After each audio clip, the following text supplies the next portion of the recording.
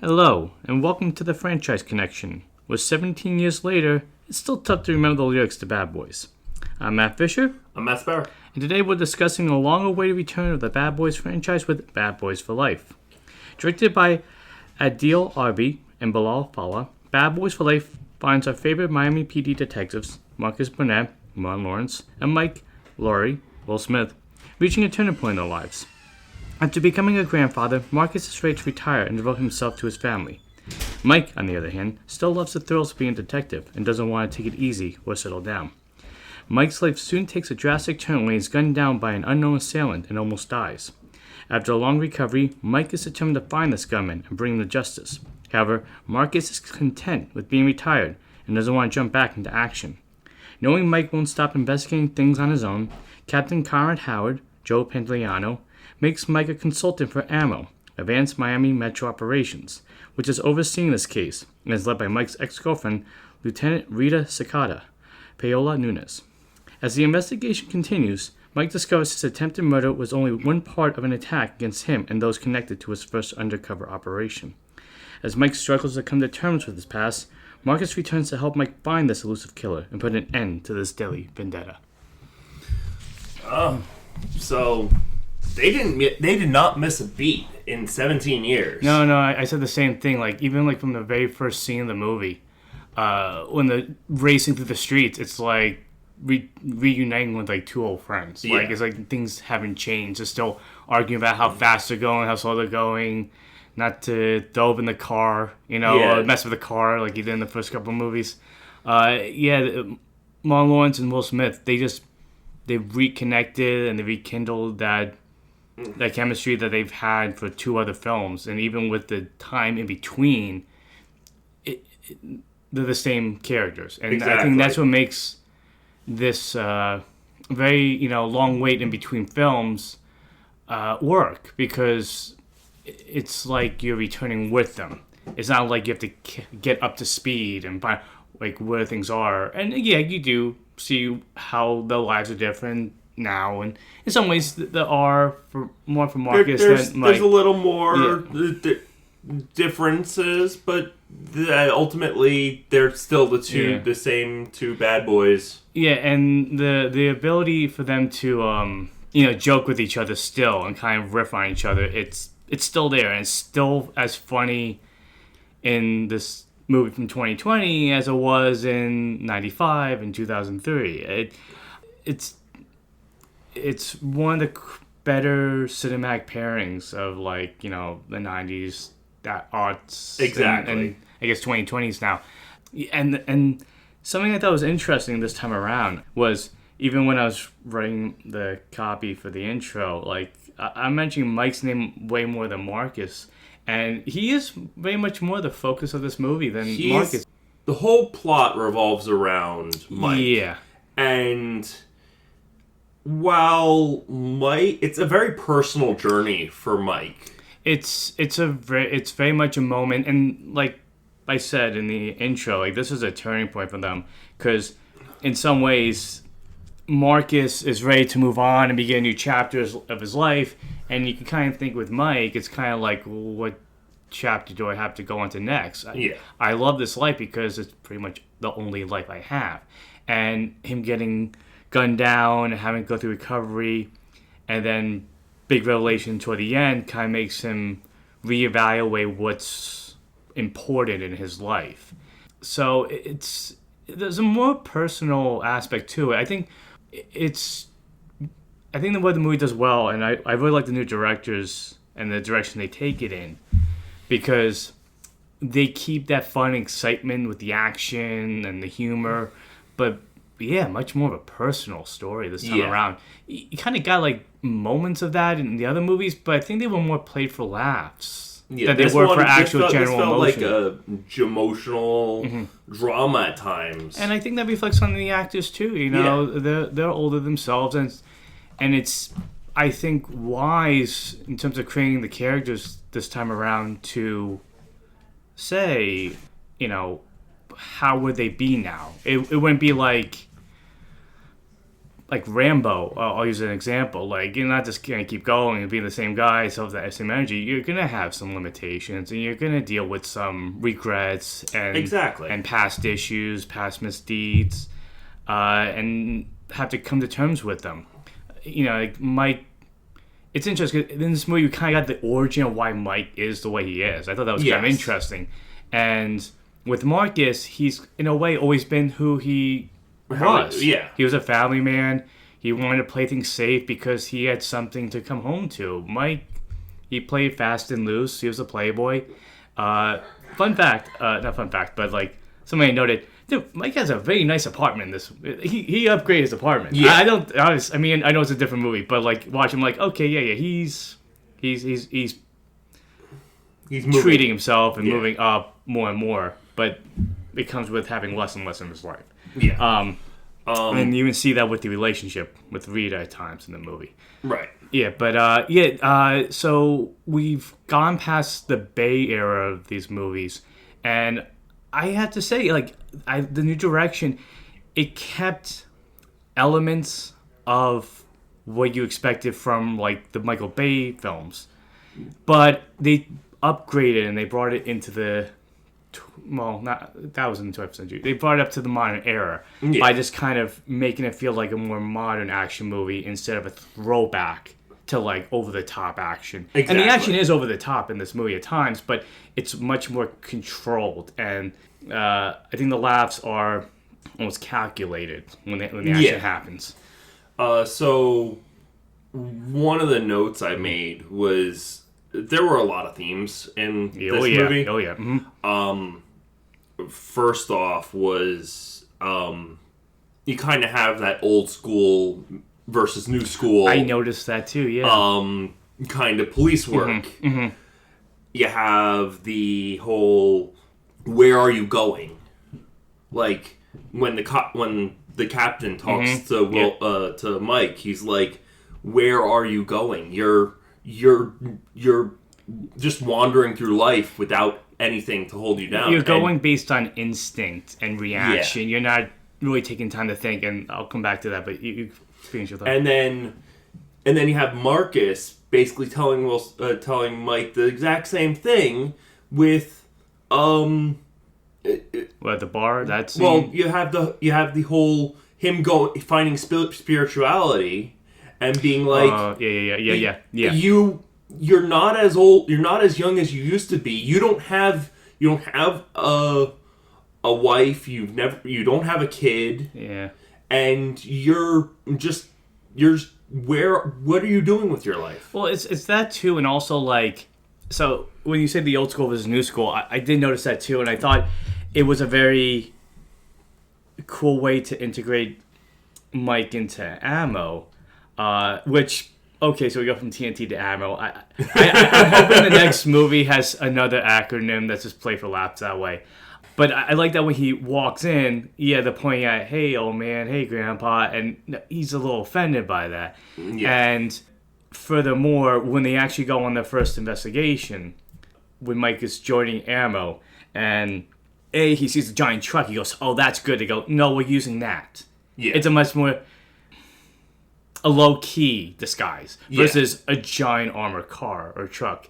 And you see, like, Mike, okay, we're going to do this, and Rita has to kind of, like, pull him back and say, no, that's not how we do things. And you see Mike have to see surveillance done in a whole different way than what him and Marcus did. In the other movies, if you really remember, when they surveilled stuff, they were going into the field. Yeah. They had to get that evidence or those moments. They didn't have the drones or anything to send in ahead of time. Yeah, the most high-tech thing they had was that guy who, was the criminal in the first movie and then worked at the IT in the next. That was the extent of maybe some, like, microphones, some wires. That's about it. But now Mike is seeing, like, oh, yeah, we don't have to, like, when they get to this one meet where they're finding this arms deal that can lead them to this guy who shot Mike. Yeah. You see them, Mike is, like, ready to burst out of the truck. And, again, Rita's like, no. And you see the tech guy release the drone, You see, like, the body camera. They're like, we have ways, and they can identify all this stuff. There are safer ways to play things. And maybe that is the theme of the movie, you know? That Mike is realizing, I can't be that guy of action. I don't have to. And I can rely on other people, not just mine. And we can still get the job done. Yeah. So I liked the interaction Mike had with Ammo. The cast, the characters of that team, I really liked. I thought they brought something new and fresh to this franchise. They were a fun team. Yeah, you got the characters were Kelly, Vanessa Hudgens played her, Dorn, Alexander Ludwig played him, and Rafe. Okay, thank you. It's Charles Melton.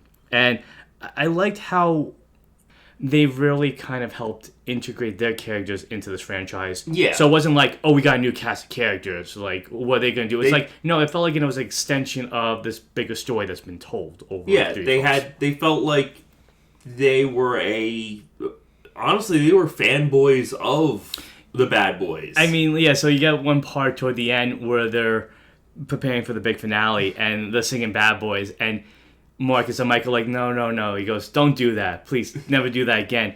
And it's almost like at that moment there was a level of connection, and it was a sense of they felt like they were fighting equal. It wasn't just like my experience versus your inexperience. Exactly. My action sensibility versus your sense of surveillance and caution. That's when you saw them come together. And yeah, I really liked where they took Mike with this. And I think it was something he needed to have. That, you know, he needed to learn how to evolve his own investigations and his own character. Exactly. Mm-hmm. Though I will say that joke with that Marcus was like, don't sing that. Plus, you need it takes a very long time to learn those lyrics. You know, meanwhile, the scatting the whole time, which I like that's an ongoing thing with them. That, you know, it makes them more relatable and funny. It brings them down to, you know, a grounder level. And then so we talked about Mike and Marcus. It's interesting because, like we said, this is very much Mike's movie, but Marcus has a sense of like he shouldn't ever take himself completely out of the game. Yeah. And I thought it was funny, too, that Mike says to him when he's going to retire, you're going to be home, and your wife's going to get annoyed because you're going to be breaking stuff. And what's the first thing that happens? He breaks something. He's trying to fix the fan falls, breaks the TV, you know, the wires kind of short circuit, and the wife's like... You need to get out. Yeah. And it's funny how, like, we talked about Mike need to change his investigation. Marcus does right away. Yeah. And so when Marcus roped in, because it's somewhat reluctantly, because an old CI contacts him. Yeah. And he contacts him first, before Mike. And when they get to this accountant, again, that can lead to the... Well, even before that, when they get to the CI gets dumped head first onto Marcus's car. Right. So I fast forward a little bit. Yeah. That fight, I love that action. That was a cool action scene. Yeah. And the root chop chase, it was pretty cool. It was slick. I liked how it wasn't too crazily edited. It kept you in the moment. Again, I feel like that's an extension of how this film is evolving in a new era. You know, it doesn't have to have those quick Michael Bay edits. It can allow the scenes to breathe. And yeah, that fight it almost had that same sense of action that like a John Wick movie would have. A little bit, not quite as like on the nose as that, but it felt like it came from that same school of filmmaking. Well, that's because it had all the neon colors. Every action movie of the late aughts and 2020s has to have those purples and blues and red.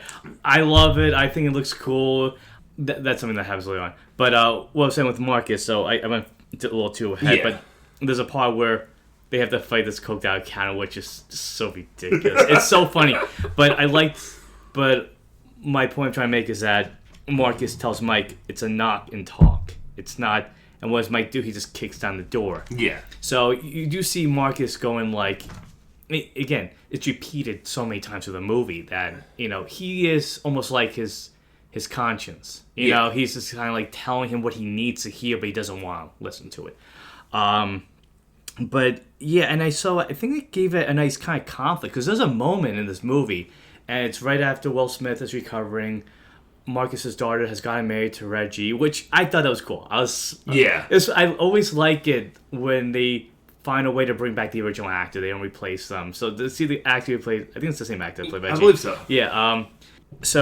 When Marcus and Mike are by themselves, Mike's talking like, "Hey, we gotta find this guy. We gotta go after it." And you're right too, because Marcus does have a spiritual awakening. Like when Mike's dying, he's praying to God, saying, and I thought this was interesting too, because you see how like this life has weighed down on him. Yeah. If he's saying to God, I promise. He goes, I know I've never gone to church that much, and I know my job can be conflicting with the rules that that you present, the commandments. But if you help Mike, I promise I'll live a better life. And I think that's definitely that moment where they're talking, and Mike's like, "Hey, you're gonna help me." He's like, "I can't and I won't, because I can't do this. I promised that I would stop."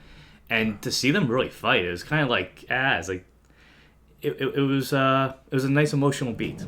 Yeah, and he even said like, "You died 3 times." Yeah. So it's almost like he's scared to lose his friend. Yeah, definitely. That's a good point to make. Yeah. So, do you feel like you talked enough about it? And I do like the fact that there's an ongoing joke with Marcus in his glasses, and he keeps ignoring Mike till the end where he's like, "It's like HD." So, the question was, I guess Mike just happened to have his glasses on him? We'll go with it. It's an action movie. A lot of crazy stuff happens. But any other notes that you had about that? Or? Well, we could talk about the villain. Well, that's why I wanted to lead to that next. Yeah. So this time around, we like you mentioned, like the other 2 movies, there was a small personal stake in the investigation. In the first one, it was a case they busted is getting, comes back to light in the sense that the drugs that they apprehended. Yeah. Got stolen in the second movie. They're trying to take down a drug kingpin. It was more that like Marcus's sister was involved with it. But this time around, the villain is straight up connected to Mike in the way that the directors slowly unravel it. It's done very well, because when you first introduce the villain, you can already get a sense that she is strategic. She knows she has a plan. She knows what to do. She won't back down. First of all, that introduction to her was creepy as fuck. Yeah. I was wondering like what was going on. So like the scene is in a laundry room in a prison in Mexico, and this woman's just kind of like speaking like tongues almost, like, and they don't know what's happening, and then all the other guards start stabbing the guard that's trying to see what's going on, and the guard gets stabbed, taken away. Lo and behold, it's actually the villain, Isabella. Switched places, and that was pretty cool. I thought that was really interesting. It was handled very well. It was thrilling. It was action packed, and then her son shows up. So really, it's Isabella and her son going after not just Mike, but anyone connected to that undercover. So there was an So I don't know. Do you want to go to that now, or I mean, it's kind of essential to her. It's kind of essential. So there's a really interesting. So before we get into like the full details of it all, there's a really interesting montage. Like it was right after Mike gets gunned down. That all these former law enforcement are getting killed by this unknown gunman, and the montage is really frightening because it's quick, and it's like nobody has any time to figure out what's going on. But like, this guy's deadly. It is the villain's Armando, Isabella's son, and so that montage was really it showed that there are stakes to this. Well, first before they even gun anyone down, they find the money that his father left or his father left. In the Bay of Miami. Off Miami. Yeah. So and that scene where he's kind of like the local. The locals trying to muscle in on his territory, and he just knocks him out right away. Yeah. And then, it's an action movie, so it ends on a joke of, do you have good dental? But yeah, no, he's guy's faced with a gun and he just takes out 3 guys with a blade. Like, it's nothing. So, like, yeah, this guy is trained to kill. Yeah. In no remorse, and I think that's what makes. I would say of all the villains so far, these ones are my favorite. Yeah. Because not only do you get a sense of why they're doing what they're doing, it's not so basic, but there's much. They have character to them too. Yeah, there's much more development and definitely much more thought put into like who they are, why are they doing this, instead of just, oh yeah, they're them. And I get that's just a part of like movies evolving over time. Like the villains need to have a little bit more thought put into them, why they're doing it, instead of just have them doing what they're doing. And I mean there's nothing wrong with the villain that is. Evil for the sake of being evil. Yeah. I mean, look at the classic Disney villains. Yeah, I mean, like, and I've said in the other reviews that like I like the villains. They were fun. Yeah. They worked with the movies that were came presented out then, and I like that now that we've reached a much different era that they decide let's kind of like evolve that thought. Let's not just make her she's out to get Mike, and the son's gonna kill him. But I also like that. They kind of gave her like a pseudo supernatural element. Yeah, I thought that was interesting too. Like it made her kind of like unhinged a little bit more. Yeah. So when he goes, when he's investigating the guy who shot or who sold the ammo to shoot him, and they're in the car. Or in the truck. The grab truck. Yeah. He goes in and he's trying to he sees that they're going to kill the salesman. Yeah, that's an interesting point. As a kid, and like it shows that like not everything about it shows that Mike's experience is valuable. Like even though he has to learn to work in a different way. That he's like, oh no, my observation skills, they still come in handy. They still work. Yeah. Because he pointed out that, like, the guy lifted the bag to scratch his nose. And there was nothing. And so he knew it. Yeah, so he knew that it was a ruse. Yeah. So there's a lot I enjoyed about this movie. Yeah, and that's one of them. We kind of jumped around, but like, so with the villain, So I mean, you heard what I liked about the villain. Like, so I liked that. First of all, they were super connected to Mike and his past. And ultimately it evolves in an interesting way. But another thing I really liked was just how methodical Armando was. Yeah. Even if he didn't listen to his mother all the time, like going after Mike right away. Yeah. It made him like again very smart villains. I'll say. Yeah. And what I liked interesting about Armando too, was, and the actor who played him kind of brought this forward. Yeah.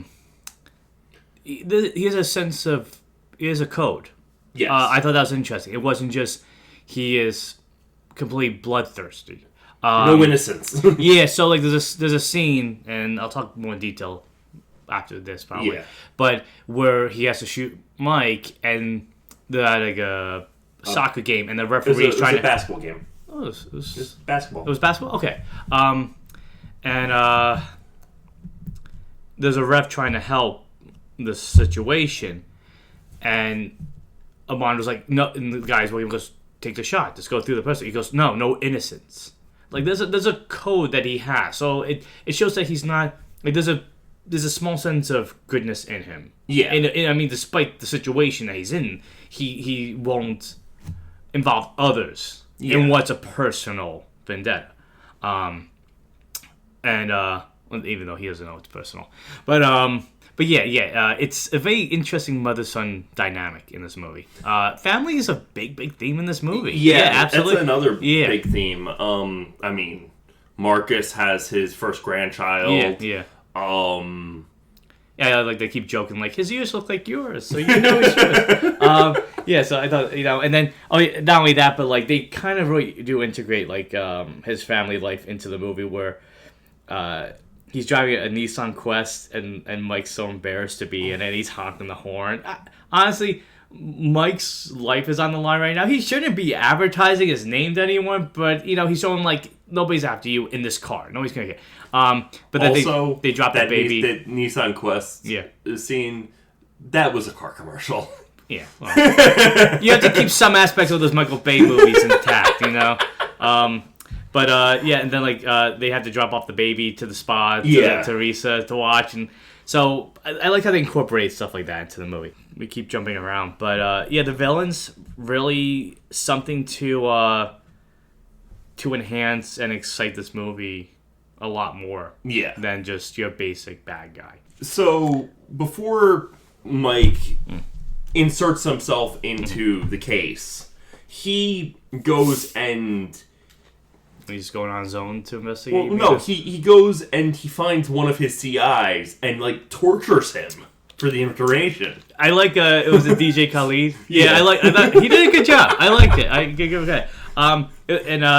So but you see like Mike on his own is almost like becoming like almost like verging on to being a vigilante. I think the captain says that to him at one point. He says, do you want me to go vigilante to the captain? Or do you want me to... Because I will do either. Could you see that he does? I mean, like when he's getting the information for the yarn stealer, and he's talking to Manny, who's his butcher. Yeah. He's like taking I don't know what you call that, the tenderizing me with the hammer, and slamming his hand with it. Oh, that hurt. Yeah. I like they didn't like show too much of it. They left it to your imagination, but it's showing like, Mike on his own, like he needs a balance. And I mean, they did add some humor where like he has his hand over his sleeve and he's like, "Did you get pig fat on my sleeve on my expensive suit?" Hey, Mike has to look good no matter what he's doing. And that comes back in this movie actually. Yeah. But so. I guess that leads to the captain. Like, do you want to talk about the captain then? Yeah, sure. So, Pantaleano, he's always a joy to see in these movies. He takes that kind of atypical angry captain, but he has fun with it. Yeah. But something interesting too, like it's like him and Marcus have a very similar mindset in this movie, which is like they're reflecting on what everything means, what it's meant to lead to, and I thought it was really nice that you kind of pull back from the angry captain element to have a very sincere moment between him and Mike at the basketball game. Yeah, they're at the basketball game, and he's basically telling Mike a Buddhist story, though he's like messing up the story. You gotta have fun with it. It's like there's a Buddhist walking down a street, there's a Buddhist walking up a mountain, and there's another person coming down on a horse, and he's saying to him, where you going? He goes, where the horse leads, and he's trying to make the point that you can't let your emotions and your like certain things in your life, anxiety, be the thing that leads you. You have to be the one controlling it. Right. And again, that plays into a lot of what Mike goes through in this movie. Yeah. But I'll let you say what happens to the captain. So they basically make plans for dinner. Pizza. well, first it was dinner that he was going to cook, and then they're like, no, we'll just do pizza because your cooking's awful. Yeah. Which, again, there's a nice little camaraderie between these characters, and it's like little things like that I enjoyed. And then he gets shot and killed. That surprised me. I think just because I kept seeing the trailer for Bad Boys Ride or Die so much when that movie was getting ready to come out, and they showed Pantaleano, that I'm like, oh, he's still around. And so, like, I remember, like, saying to you, like, what? No, did they really? Like, it surprised me. I mean, that was a big move. And, I mean, I guess it was a little character motivation for Mike in terms of him reevaluating his life. But, yeah, it was a pretty somber moment. I mean, to see this character that defended these guys. Yeah. Through all the like, crazy actions and crazy cases. It was tough to see that character go. Yeah. then they basically, that's what brings Marcus in on the case fully. Yeah, because he's like, support, a friend being there for you, but also like, that balance that he needs. In some ways, Marcus is trying to steer Mike to enlightenment, if you will. I mean, I'm getting a little deep into it. We mentioned some of the new characters, but with Rita, I thought she really held her own against Mike, and you could kind of get why the two of them did go out for a while, why it may not have worked. But I like seeing them clash in terms of like, him remembering, she's the one in charge. Like, she has to kind of remind him that over and over again.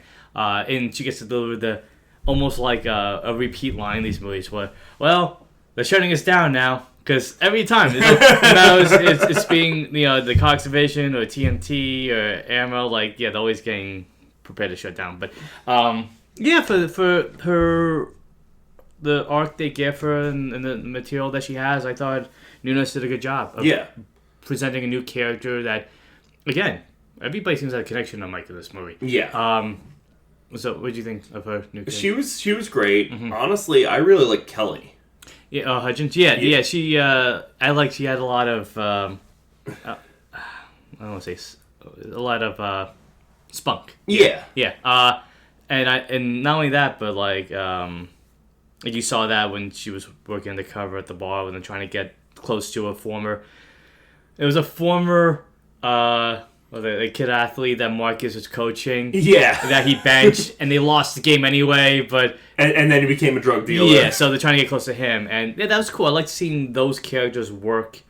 And they seem to have a lot more to do, those side characters, than any of the other Bad Boys movies. Yeah, the other ones, like...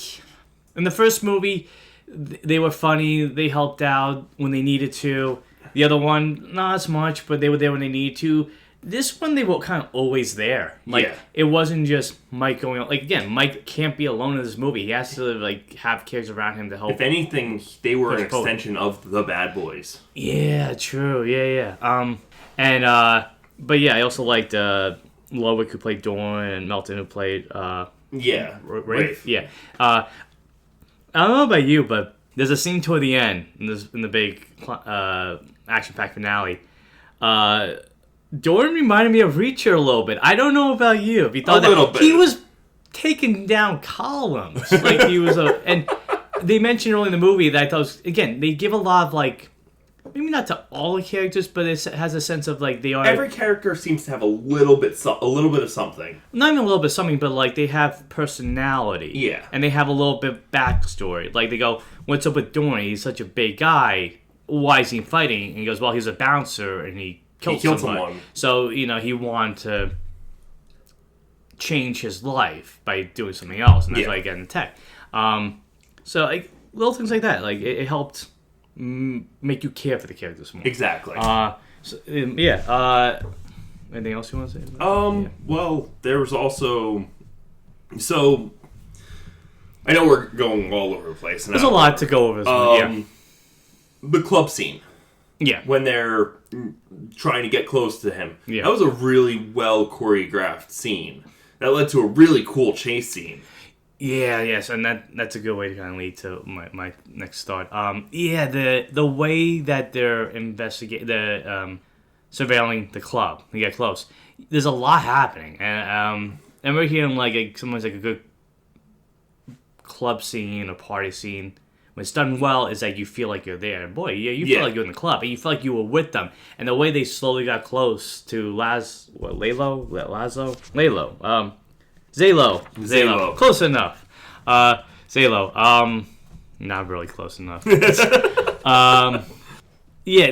then when he sees that it's Mike and Marcus, he jumps off. And again, it plays into these guys are older than they used to be. Like, Mike's ready to jump, and Marcus goes, I'm not jumping from a balcony. Yeah. And so when he gets out, he goes, he got away. And he's like, what's the point of me jumping if you're not going to follow me? Yeah. So that leads into a cold chase. And like what Arbi and Fallah do with the action, they they craft some really solid action scenes. There's a lot of good stunt work, a lot of good special effects involved in it. They make it exciting, and they accent it with a lot of funny moments. Exactly. The scene, like, when they're chasing Zalo, they're going down, like, the highway, and... Yeah. And Mike and Marcus are on a motorcycle, and Marcus is in the sidecar. Well, that's they're first in a truck. Right, yeah. And then I just got to my favorite part, so I just shifted that. They're in a truck chasing him in a bike. Right. And then they which they take from the guy because he's like, it's police business. Get out of the car. Yeah. And then Mike shoots the bike. And at least do a funny moment too. Yeah. And he's like all knocked out, and his eyes like all like. Well, it's not his eye. Like he has a huge bump on his head, and Marcus just keeps poking. He's compelled, and Mike's like, "Don't poke him." He's like, "I can't help it." Then he pokes. It's almost like they're little kids. It's like, ew, that's gross and squishy. So then they get surrounded in a scene that made me think of John Wick because of the motorcycles. Yeah. And then the ammo team sweeps in. Yeah, I liked how which allows them to get into a motorcycle and a sidecar that had a dog in it at first. Well, it had a dog, and then it had a assault weapon.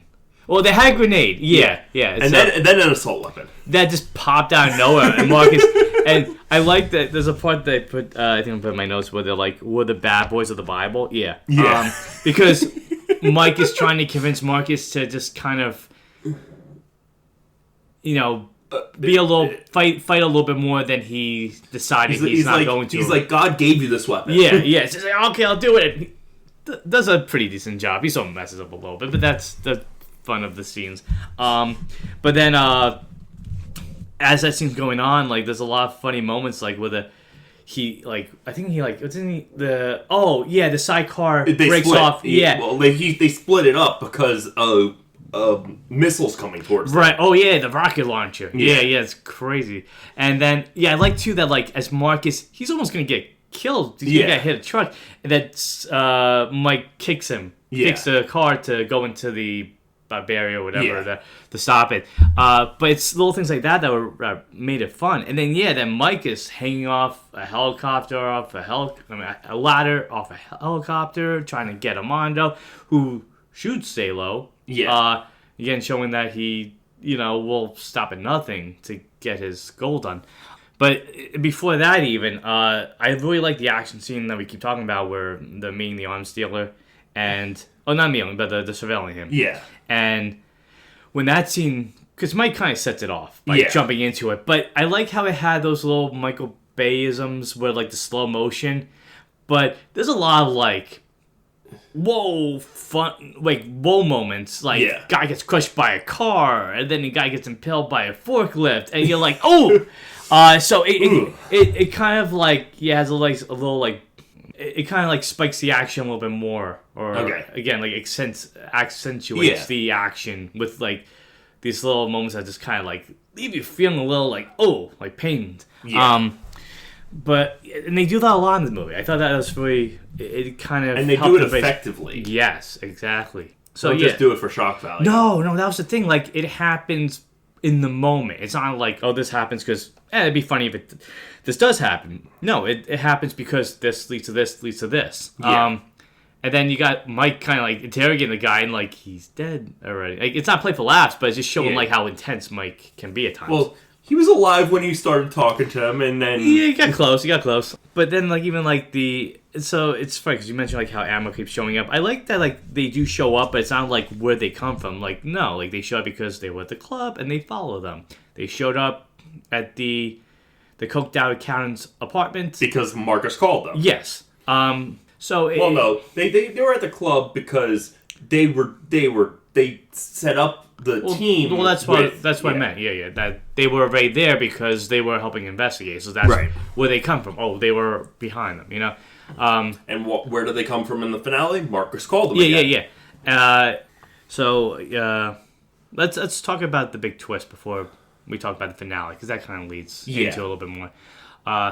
So in this movie, we discover that Mike does actually have a son. Yes. And it's done in a really interesting way. He finds out they hack Zalo's phone, and he sees like where the calls are coming from, and then does a little bit. Before that, he's on the helicopter about to be shot, and is the character Armando says a phrase that only him and Isabel had. But that leads to him going on the phone, and then like it puts a thought in his head like, wait a second, and then like going on the computer and get these files like cemented like, oh. And I thought Smith delivered this exposition scene really well. When he's talking to Marcus, and Marcus is a little like surprised, and he's going into like, and I guess this had to be before they became partners, because he said right out of the academy. It was the first thing. And so it was interesting. So do you want to recount it, or do you want? Sure. Okay. So Mike and Isabel. Well, Mike was put undercover in deep undercover as a driver. And him and her got really, really close. Almost to the point where he was going to basically stop being a cop and run away with her. They were both going to escape to have started a new life. Yeah. And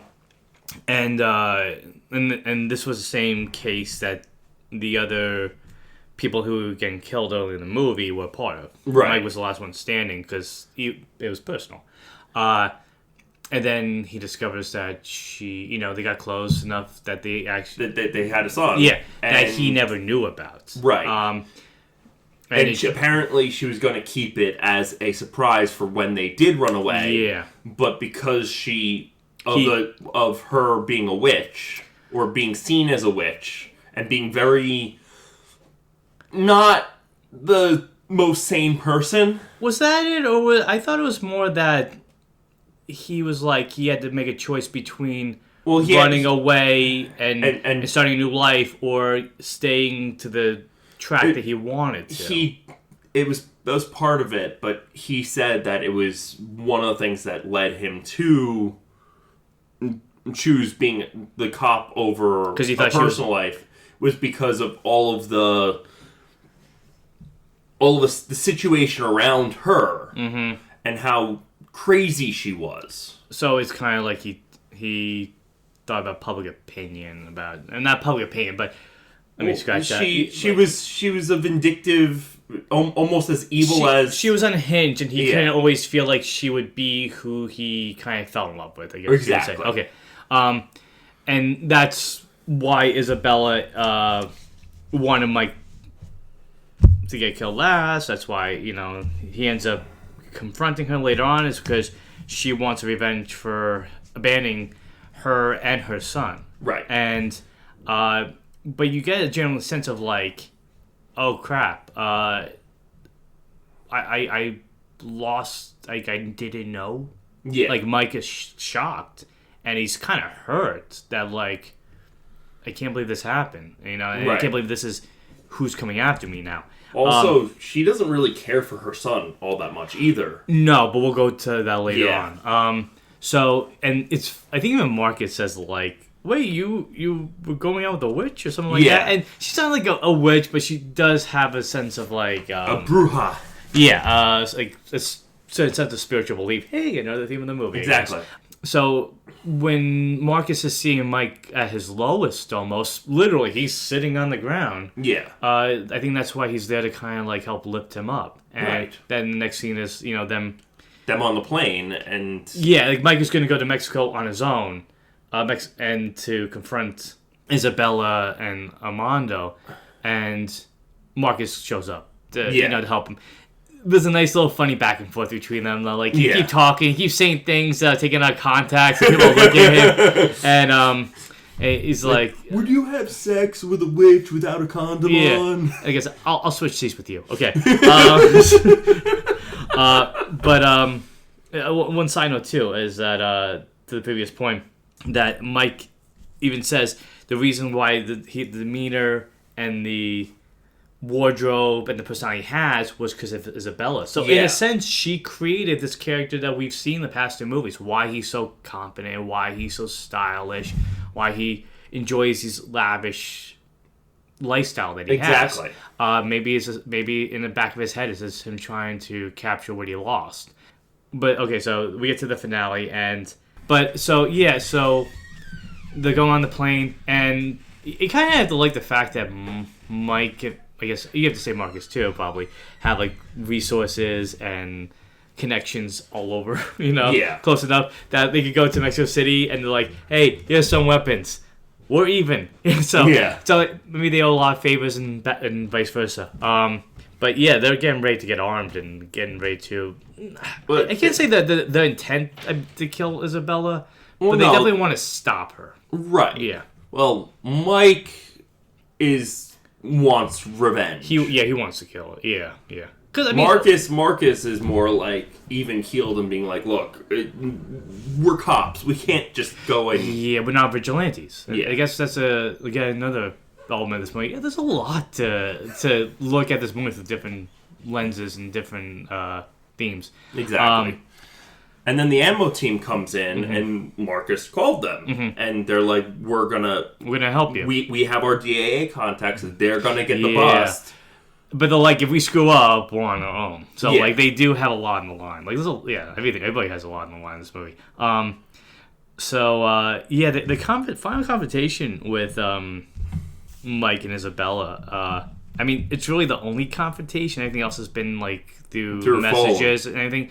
But to see them together again, like, there's that attraction. I guess you could say she still has it. Yeah. Mike's a little less so, because like he has to pat her down, and she's like, "Oh, back in the day, you wouldn't have been so gentle with me, it wouldn't have been as easy about that."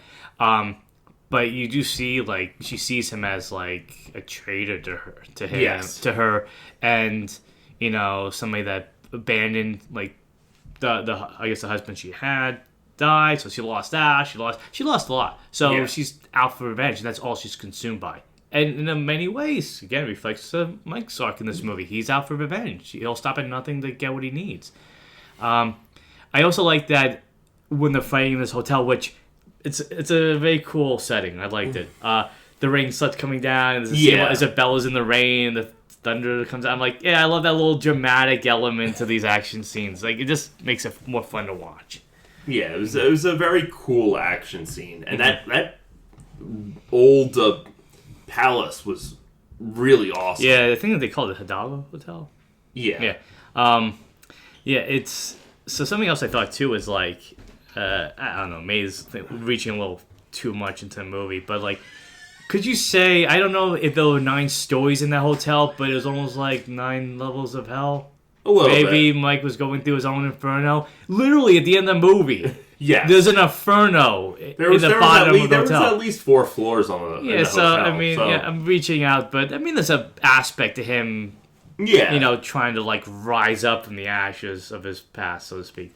But it's funny because like later on, it's really much Mike versus Armando, and then Marcus versus Isabella. He just takes her out very quickly. Yeah, he goes, "Oh, yeah, I think." I'm sorry, he knocks her out, and then Mike is still fighting, and he's like, "I don't really want to fight. You're my son." Well, you skipped over one thing, which is he's fighting Armando. Yeah.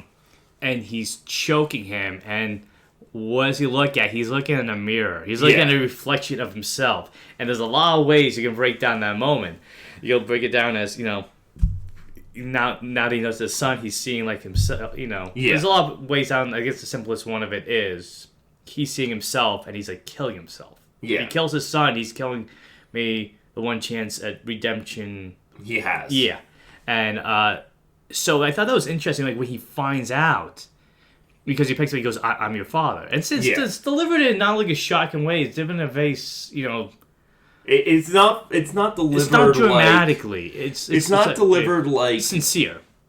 I was gonna say it's not delivered like Darth Vader does to Luke. Well, that's a whole different level of acting storytelling. but it's delivered in a sincere, like, I want to try and connect with you kind of way. It's a case, too, of, like, if I say this, it can deflate it, and it can make you kind of, like, take a step back and go, like, what? And I like that Armando didn't react in an angry way. He acted like, almost like... I don't believe you at first. I don't believe you, and then when he kind of realizes it later on, it's like... There's a sense of, like, compassion that he wants to get. Yeah, and he's like, I screwed up. I need to get redemption for my sins. Yeah. Dante's Inferno. Yeah.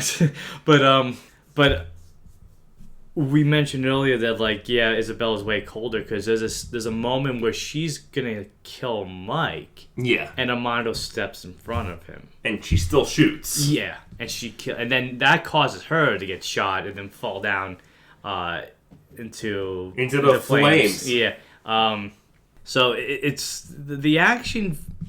I think almost matters more this time around because there's a lot. There's personal reasoning behind a lot of the fights.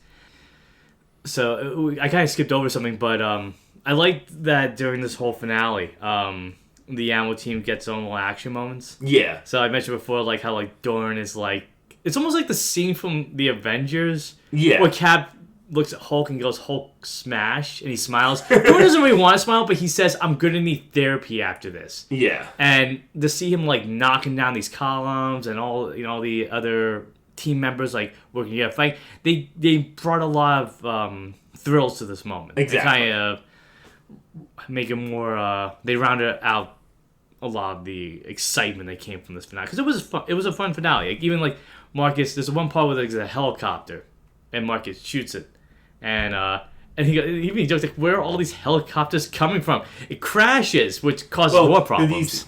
Marcus shoot. He also needs his glasses. Mike keeps saying, "Don't shoot the pilot. Yeah, Don't shoot the pilot." What happens? Yeah. Marcus is like, "I'm gonna shoot the pilot. I'm gonna shoot the pilot." We forgot about the Michael Bay cameo. We can mention at the end. But so at the end of it, everybody kind of comes out changed. I thought that kind of like, again, made this action movie maybe stand out a little bit more than it could have, because Mike's ready to maybe pull himself back. Yeah. Marcus is kind of ready to not completely put this life behind him, but be uncalled for it if Mike needs it. Right. Mondo's ready to, like you said, look for redemption, and as he's getting arrested, he wants to be better. And the ammo squad is still around. And they're Rita's the captain now. So that's a good replacement. I'm kind of hoping she kind of comes back. One thing I was kind of like bummed out. I guess it's just acting and the way like happens to BTC said, Mike broke up with Marcus's girlfriend. Marcus's sister. Mike broke up with Marcus's sister, and I really liked him. Hoping she comes back. We'll see. But that was like a little joke in the beginning of the movie. Where, like, no, I think it was at the end of the movie. It was almost at the end of the movie. Yeah, where he's joking, like, I was mad about that, but no, I kind of let it go. It's like, why'd you have to bring it up? You also see, like, Mike change, like, at the end of it. I think, no, it wasn't the end. It was... That was earlier in the movie. It was the middle. It was when Marcus is asking about how pissed his wife was when they dropped off the baby at the spa day. Well, we forgot, too, that, like, after the CI falls in the car, they're driving the car, and it's crushed, and they got "Oh Happy Days" is playing on the radio. It's just like fun little moments to help kind of like make this movie enjoyable as much as it was entertaining. Exactly. But so at the end of the movie, Rita's the captain. Marcus is ready to enjoy his retirement, but not completely be retired. Right. But you see Mike holding Marcus's grandson. And he's like babysitting, and he thought like the whole animal team was going to help him. They all leave, but you do get the sense of like, okay, maybe I can start caring a little bit more, not just about my life, but about the people around me too. And I liked how the movie ended too, where the singing. The singing Bad Boys, and they're like, we gotta make sure the new generation not scatting. Yeah. And when they do, they keep scatting. It's better. It's more entertaining when to hear them still not remember the lyrics. Yeah. The hard lyrics. They mentioned that. But yeah, fun to see Michael Bay early in the movie at the wedding. I wonder if he's gonna come back because that's his second cameo. In the first one, he was in the car, and this one he's in. It's a wedding. He's the wedding MC.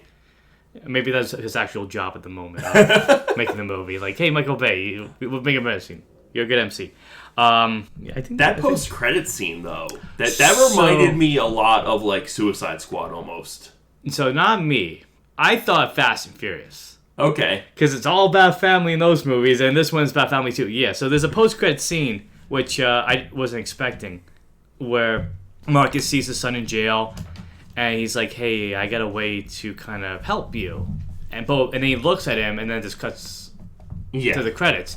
And so it makes me wonder, it'd be kind of cool. I don't know. I really don't know anything about the next movie except that the captain's in trouble.